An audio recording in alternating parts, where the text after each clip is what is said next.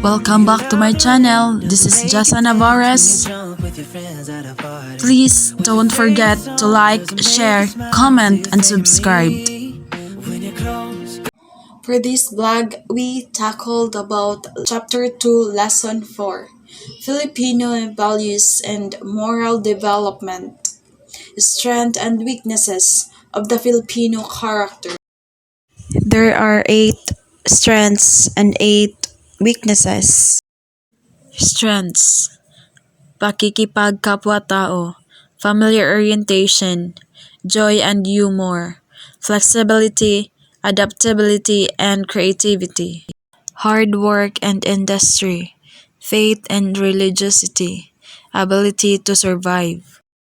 Weaknesses: extreme personalism, extreme family-centeredness, lack of discipline. Passivity and lack of initiative, colonial mentality, kanya-kanya syndrome, lack of self-analysis. Pakikipagkapwa-tao, Filipinos, open to others and feel one with others, regard others with dignity and respect, deal with them as fellow human beings.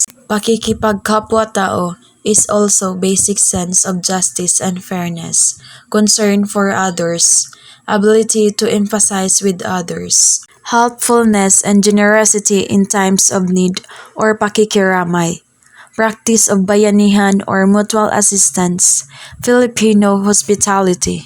Pakikipagkapwa-tao is also sensitivity to people's feelings or pakikiramdam, pagtitiwala or trust, sense of gratitude or utang na loob, very dependent on interpersonal relationships, give sense of security, camaraderie, and a feelings of closeness to one another. Pakikipagkapwa-tao is a foundation for unity as well as the sense of social. Family orientation, source of personal identity, emotional and material support, and one's main commitment and responsibility. Honor and respect given to the parents and elders, care given to the children, the generosity towards kin in need, and in great sacrifice one endures for the welfare of the family. Sense of family results in a feeling of belongingness and rootedness in the basic sense of security. Joy and humor. Filipinos have a cheerful and fun-loving approach to life and its ups and downs. Pleasant disposition, a sense of humor, and a propensity for happiness that contribute not only to the Filipino charm but also to the indomitability of the Filipino spirit. Laughing at ourselves and the mess we are in is an important copying mechanism. Playful, sometimes disrespectful, we laughed at those we love and at those we hate, and we make jokes about our good fortune and bad. Flexibility, adaptability, and creativity. Filipinos have a great capacity to adjust and to adapt to circumstances and the surroundings environment, both physical and social. And planned and anticipated events are never overly disturbing or disorienting as the flexible Filipino adjust whatever happens. We possess a tolerance for ambiguity that enable us to remain unfazed by uncertainty or lack of information.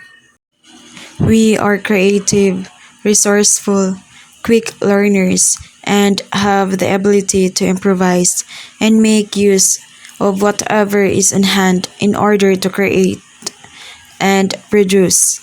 This quality of the Filipino is manifested in the ability to adapt to life in any part of the world.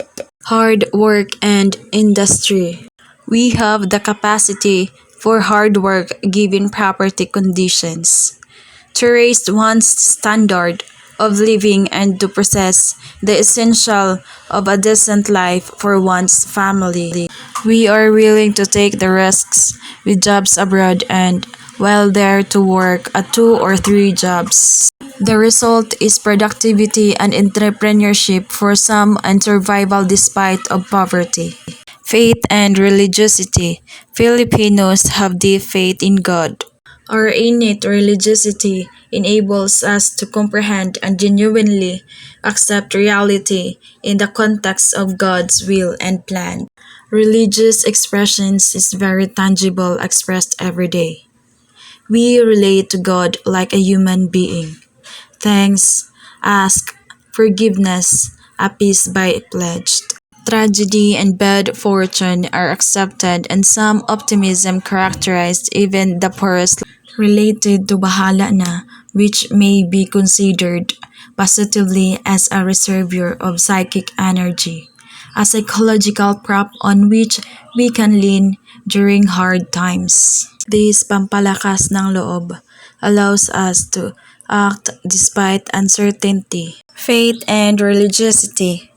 Our faith and daring was manifest at EDSA and other times in our history even when we recognized forces external to ourselves as contributing to how events in our lives turn out.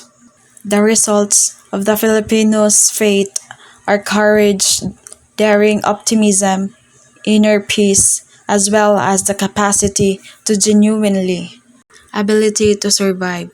Filipinos have an ability to survive. Filipinos make do with what available in the environment. Basic optimism, flexibility and adaptability, hard work, and deep faith in God. Let's move on to the weaknesses of the Filipino character. Extreme personalism. Filipinos view the world in terms of personal relationship. No separation between an objective task and emotional involvement. We tend to give personal interpretation to action, take things personally. Extreme personalism. Filipinos have difficulty dealing with all forms of personal stimuli. We tend to be uncomfortable with bureaucracy, with rules and regulations, and with standards procedures, all of these which tend to be impersonal. We tend to ignore them or we ask for expectations. Extreme personalism thus leads to the graft and corruption evident in the Philippines society. Extreme family-centeredness. Family-centeredness result to a lack of concern for the common good and acts as a block to national consciousness. Weaknesses of the Filipino character is a lack of discipline. The Filipinos' lack of discipline is manifests in a casual and relaxed attitude toward time and space, which manifests itself in lack of precision and compulsiveness, in poor time management and procrastination. Lack of discipline often results in inefficient and wasteful work systems violations of rules, leading to the more serious transgressions and casual work. Passivity and lack of initiative. Filipinos tend to be complacent and there rarely is a sense of urgency about any problem. There is high tolerance for inefficiency, poor service, and even violations of one's basic rights. Colonial mentality. Filipinos have a colonial mentality which is made up of 2 dimensions. The first is a lack of patriotism or an active awareness, appreciation, and love of the Philippines. The second is an actual preference for things foreign. Kanya-kanya syndrome. The kanya-kanya syndrome is the result in the dampening of cooperative and community spirit and in the trampling upon the rights of others. Filipinos have a selfish, self-serving attitude that generates a feeling of envy and competitiveness toward others. Weaknesses of the Filipino character. Lastly, lack of self-analysis and self-reflection. The Filipino lack of self-analysis and our emphasis on norms is reinforced by an educational system that is often more form than substance and a legal system that tends to substitute the law. There is a tendency in the Filipino to be superficial. In the face of serious problem, both personal and social, there is a lack of analysis or reflection. Just a young gun with a quick fuse. I was